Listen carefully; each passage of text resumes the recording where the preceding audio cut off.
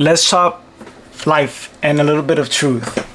I've wasted a lot of time in the last couple of months where I've been thinking about publishing these different videos. I'm on the computer, by the way, don't judge me. I'm still trying to squeeze in a little bit of more time to get work done. But anyway, back to the conversation. I've wasted time, man. And the hardest part about all of this with life is the fact that this resource, non-renewable resource, time, we just don't have enough.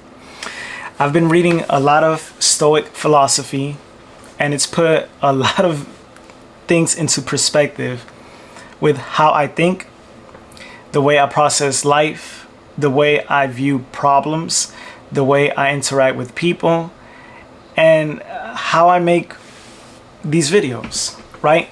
I don't have a script. I don't write nothing down. I don't have a teleprompt giving me what I'm going to talk about. I just talk. And this philosophy that these folks present, Seneca, Aurelius, Epictetus, all these people, all these dead men, it's put so much into the limelight where I'm thinking about what's this journey of life, right? And I can't remember who said it, but one of them was basically saying, I think it's Seneca, basically saying that if you were to die today, is your life going to basically be incomplete? Have you completed everything that you've needed to do? And I'm sort of paraphrasing here, but the idea here is that you have to cherish the here, the now, the present, because tomorrow you may not wake up. And we all are gonna have unfinished work, but it's basically getting to that approximation of leaving everything basically in order. And I'm looking at these videos, I'm looking at all of this stuff with YouTube, and basically trying to bring a different perspective from what everybody else is doing. I don't want to be the typical YouTuber. I don't want to talk about money. I don't want to talk about subscriber counts. And I think I've done a great job of staying away from that. Because again, all of that is blinding. You have people that have millions of subscribers, they still want more people. And I think I have like 611, 610, I don't know, whatever. I know it's 600 and something. But if somebody was to watch my video, what are they going to take away from my videos? And I've studied, I've tried to put into context my life, my journey of self-development, of being better. And for me, I know that the difficulty lies in sitting here, recording, talking, editing, publishing, right? I know that that's my homework. I fully understand that now. And the thing is that, who said this?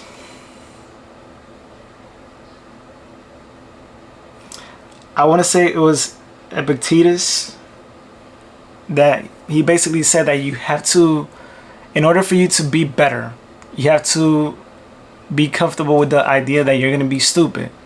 Not to worry about looking stupid, right? That you're going to learn, you're going to do things as you go on. And I'm paraphrasing here. I'm really trying to remember all of this stuff. But your biggest asset in learning life is making mistakes. And I know that for a lot of people, they try to portray this perfect image of they have everything together, all of their affairs together. And life is not about that, man. Life is about learning as much as possible, making as many mistakes as possible, and just putting yourself out there. So now, what does this all mean? I am going to share a couple of things with you, right? I want to save my grandmother's house. My mom is terribly sick. I have a great job. So where do we go from here?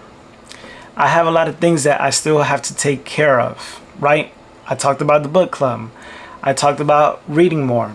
I want to eat better, I want to sleep better, and I want to do things that are a lot meaningful than chasing money, fame, validation.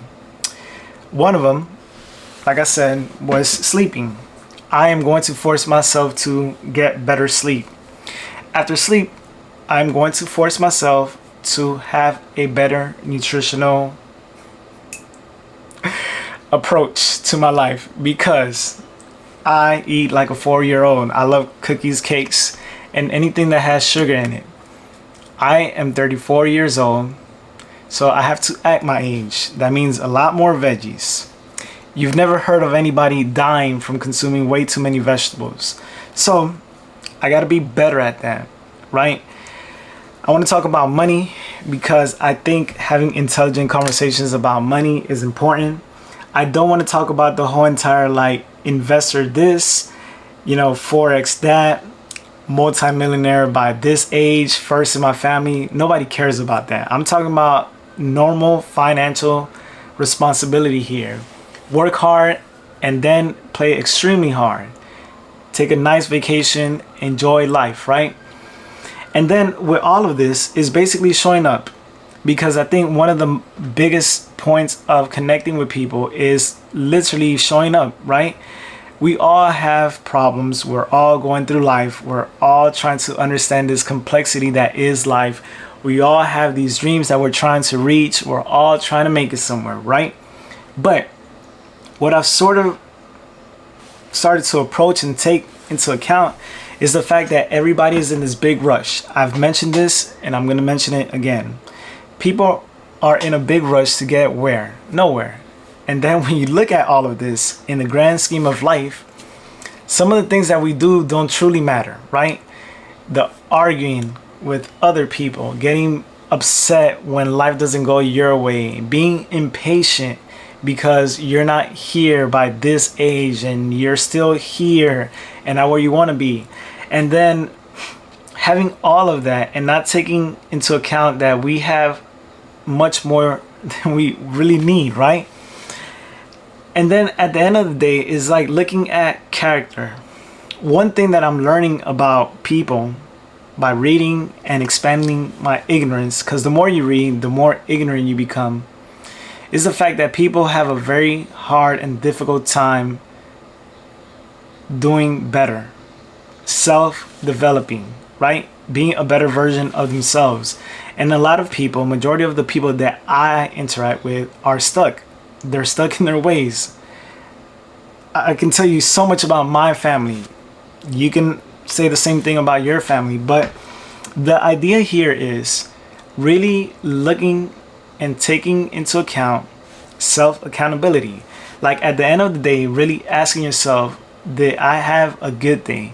Did I get things done? Did I really complete what I set out to do? Do I keep my word? Am I accountable for my words and actions, right? And so many different things where you're putting yourself in a different level of judgment, right? You're no longer thinking about other people. You're directly thinking about yourself. And I forgot who said, I think it was Seneca or Aurelius, I can't remember. But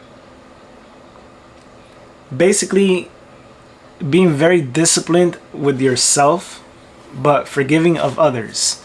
And with all of this, man, I know I'm rambling at this point, but with all of this, I'm looking into the complexities that are my life, the work that I'm trying to embark on. And I don't know, man. Things make sense the more you do them. And I'm obsessed with these videos. I always think about them, but I never do. And the only way to do is to just do, right? I'm not worried about being a perfectionist. I'm not worried about trying to emulate anybody else. It's just getting the work done. So anyway, I bought $600 worth of books. I still got 3 more books to go. I'm very proud of the fact that I took this initiative to better myself. The answer is yes. I am going to read these books. I'm inspired, man, to just get this work done. And we have a lot of things to do. Well, I have a lot of things to do. Well, I'm lying. You have a lot of things to do. We all do, right? The thing is, you get sick of being tired, right? You're tired of being tired. And if you're going home, kicking your feet up after a long day, spending hours on your phone, you're missing the point of life. All right.